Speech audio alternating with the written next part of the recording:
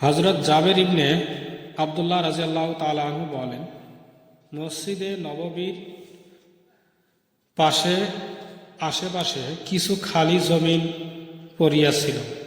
Medina Monowar একটি গোত্র বনু সালামা, যাহাদের ঘরগুলো মসজিদ হইতে দূরে ছিল, তাহারা মসজিদের নিকটবর্তী কোথাও স্থানান্তরিত হইবার ইচ্ছা করিল।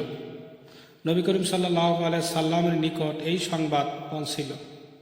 তিনি তাহাদিগকে বলিলেন, আমি সংবাদ পাইয়াছি যে তোমরা মসজিদের নিকট স্থানান্তরিত হইতে চাও।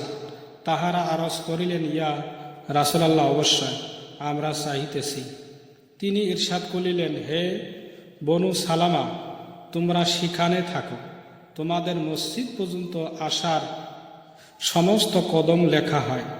সেখানে থাকো, তোমাদের মসজিদ পর্যন্ত আসার সমস্ত কদম লেখা হয়। যারা মসজিদে আসে, কত কদমে এসে আল্লাহ পাক সেটাকে লেখা রাখে।